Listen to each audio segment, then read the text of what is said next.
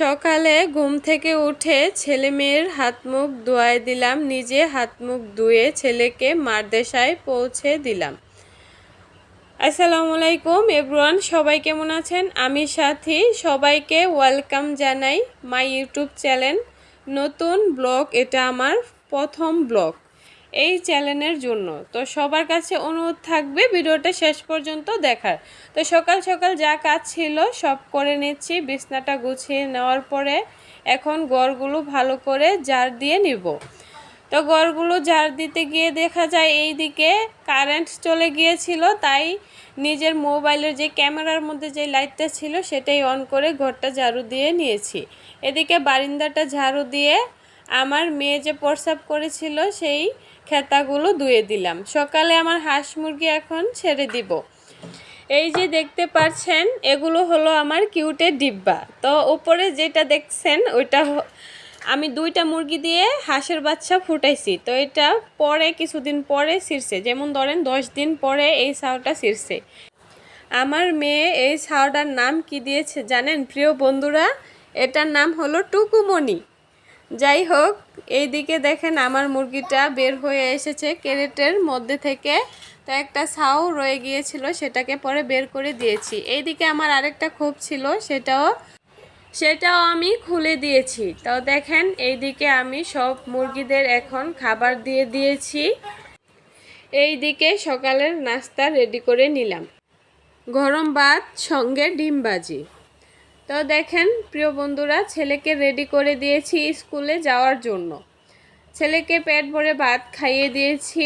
দেওয়ার পরে এদিকে আমার মেয়ের অবস্থা তো দেখতেই পেলেন, বাসায়ও চশমা পরে ঘুরে। সকালের যে হাডুর ছিল সেই হাডুরগুলো ধুয়ে নিলাম। এদিকে শ্বশুর আব্বা বাজার থেকে 3টা পাঙ্গাস মাছ নিয়ে আসছে। আলহামদুলিল্লাহ, ছেলে মেয়ে দেখে খুবই খুশি হয়েছে। তো কেটে ধুয়ে পরিষ্কার করে নিয়েছি মাছগুলো। এখন দুপুরের রান্নায় চলে যাব। 2 পদের মাছ ভুনা করব। প্রথমে পাঙ্গাস মাছ ভুনা করব, তারপরে রুই মাছ ভুনা করব। এইখানে পরিমাণ মতো পেঁয়াজ কেটে নিব। পেঁয়াজ কেটে নেওয়ার পরে এখানে রান্না করার মাছগুলো আমি নিয়ে নিলাম। তো দেখতেই পাচ্ছেন এখানে 2 পদের মাছ আমি একসাথেই সব মশলা দিয়ে মেখে নিব। তো পেঁয়াজটা কেটে নিয়েছি পরিমাণ মতো, এখন মাছগুলো ভেজে নিব।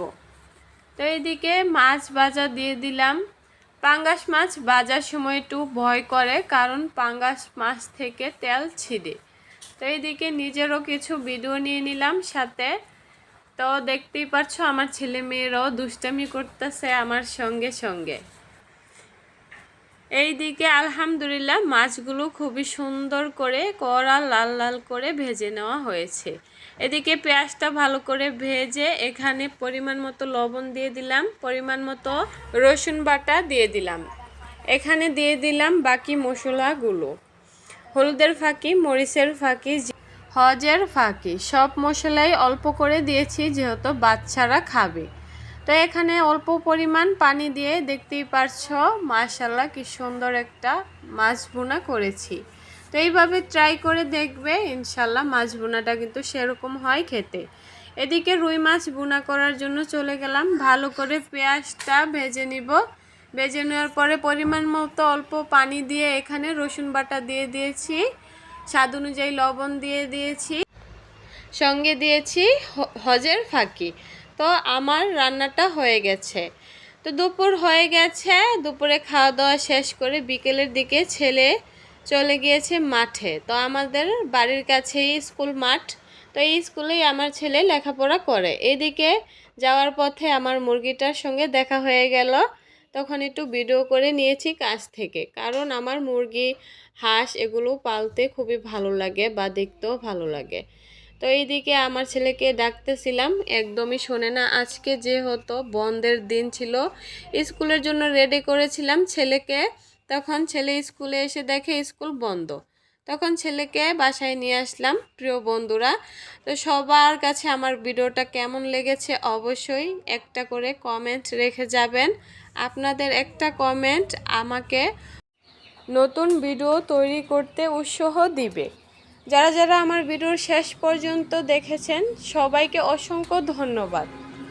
যদি ভালো লেগে থাকে আমার ভিডিওটা, আমার চ্যানেলকে সাবস্ক্রাইব করে দিবেন। ধন্যবাদ।